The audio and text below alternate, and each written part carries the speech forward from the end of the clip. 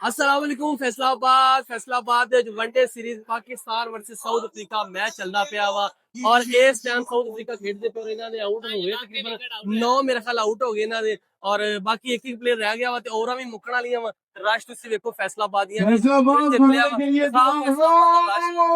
फैसलाबाद दा रश देखो कि हर पासे किन्ना रश आ और इत्थे मैं कहना जेड़े पासे तुसी देखोगे ना हर पासे रश ही रश हैगा और इस टाइम हाउसफुल आ फैसलाबाद का हाउसफुल बिल्कुल हाउसफुल और लोग इंजॉय करते पे हर पासे जेड़े पासे देखो लोग इंजॉय करते पे क्योंकि फैसलाबाद दे विच बहुत 17 साल बाद जेड़ी सीरीज फैसलाबाद दे विच हुई है और इत्थे अपने शायकीन अपने अपने झंडे लहरा रहे हैं और इस टाइम आउट होया जिसदी वजह तो जेड़ी टीम आ और एक दूसरे ਨੂੰ ਮਿਲਦੀ ਪਈ ਆ और देखो हर पासे झंडे झंडे लहराए जा रहे हैं झंडे लहराए जा रहे ताकि फैसलाबादी होने का पूरा जज्बा ते अच्छा जी हुण फिर जेड़ा अगला प्लेयर आ गया वो देखते हैं और इस साइड पे देखो कि हर पासे ही रश ही रश है ग्राउंड बिल्कुल फुल होया पिया और ग्राउंड फुल दे नाल बड़े शौकीन इंजॉय करदे पे ते इंजॉय दे नाल बड़ा मजा आ रहा है इत्थे और तुसी भी अगर स्टेडियम आया जी तो तुसी लाजमी दसना कि स्टेडियम पहुंचे सी। अच्छा जी इस टाइम दे विच हर पासे नारे लगाते पे बाबर बाबर दे लेकिन बाबर वेखो अज की करदा बाबर कुछ करदा भी है या खाली बाबर दे नारे वजदे पे आ। अच्छा जी सब तो पहले ਆਪਾਂ ਗੱਲ ਕਰਦੇ ਇੱਥੇ ਇਹ ਕਿਹੜਾ ਖਿਲਾੜੀ ਹੈ ਇਹ ਬਾਬਰ ਆਜ਼ਮ ਲਓ ਜੀ ਬਾਬਰ ਆਜ਼ਮ ਦੇ ਇਸ਼ਾਰੇ ਤੁਸੀਂ ਚੈੱਕ ਕਰੋ ਸਿਰਫ ਬਾਬਰ ਆਜ਼ਮ ਇਸ਼ਾਰੇ ਕਰਦਾ ਪਿਆ ਔਰ ਇਸ ਤੋਂ ਇਲਾਵਾ ਕਾਰਗਰਦਗੀ ਤਾਂ ਉਹਦੀ ਉਦੋਂ ਹੀ ਪਤਾ ਚੱਲੇਗੀ ਜਦੋਂ ਖੇਡੂਗਾ ਫਿਲਹਾਲ ਸਿਰਫ ਇਸ਼ਾਰੇ ਕਰਦਾ ਭਾਵੇਂ ਗੰਦੇ ਇਸ਼ਾਰੇ ਕਰ ਦੇਖ ਲਓ ਭਾਵੇਂ ਚੰਗੇ ਇਸ਼ਾਰੇ ਕਰਦਾ ਪਿਆ। ਅੱਛਾ ਜੀ ਖੈਰ ਲੋ ਜੀ ਅਗਲਾ ਬਾਲ ਹੋਣ ਲੱਗਾ ਵਾ ਤੇ ਆਪਾਂ ਦੇਖਦੇ ਹਾਂ ਅਗਲਾ ਬਾਲ ਲੋ ਜੀ ਇਹ ਬਾਲ ਹੋ ਰਿਹਾ ਏ ਤੇ ਲੋ ਜੀ ਬਾਲ ਤੁਸੀਂ ਦੇਖੋ ਸਪੀਡ ਕਿੰਨਾ ਬਾਲ ਦਾ ਤੇ ਜਨਾਬ ਤੁਸੀਂ ਵੇਖੋ ਕਿ ਹੁਣ ਇੱਥੇ ਕਿੰਨਾ फैसलाबाद ਦੇ ਵਿੱਚ ਦੇਖੋ रश लोगों का शौकीन ਦਾ रश बहुत ज्यादा ਵਾ और लोग इंजॉय करते पे हर पासे दोस्त कहना वेले सारे इकट्ठे खैर आज देखो ना कोई जुम्मा ना कोई इतवार लेकिन लोगों का रश ਤੁਸੀਂ ਵੇਖ ਲਿਓ ਕਿ ਲੋਕਾਂ ਦਾ ਰਸ਼ ਬਹੁਤ ਜ਼ਿਆਦਾ ਵਾ ਲੋਕ ਇੰਜੋਏ ਕਰਦੇ ਪਏ ਆ ਤੁਸੀਂ ਦੇਖੋ ਕਿ ਗਰਾਊਂਡ ਕਿਸ ਤਰ੍ਹਾਂ ਫੁੱਲ ਆ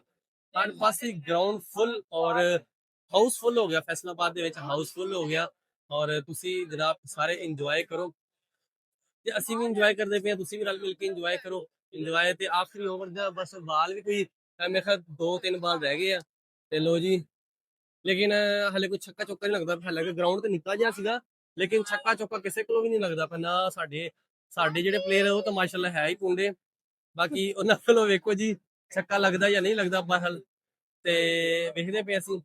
ਲੋ ਜੀ ਮੇਰਾ ਖਿਆਲ ਓਵਰਾਂ ਵੀ ਮੁੱਕ ਗਈਆਂ ਵਾ ਤੇ ਪਲੇਅਰ ਜਿਹੜੇ ਆ ਹੁਣ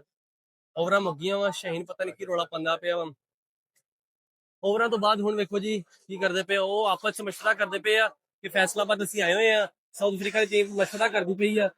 ਜੇ ਸਾਊਥ ਅਫਰੀਕਾ ਫੈਸਲਾਬਾਦ ਆਇਆ ਤਾਂ ਵੇਖੋ ਉਹ ਕੀ ਕਰਦੇ ਆ। ਲੋ ਜੀ ਬਾਬਰ ਆਜ਼ਮ ਨਸਾ ਦਾ ਜੇ ਆ ਨਜ਼ਰ ਆਉਂਦਾ ਬਾਬਾ ਜੀ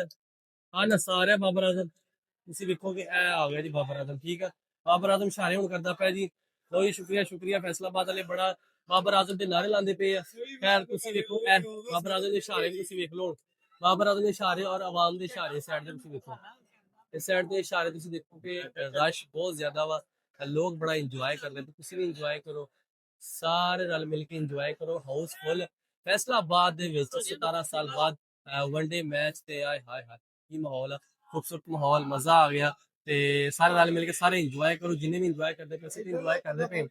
लो जी की चलना पिया हालो जी ओए आउट हो गया जी आउट हो गया 10वां भी आउट हो गया 10वां भी आउट हो गया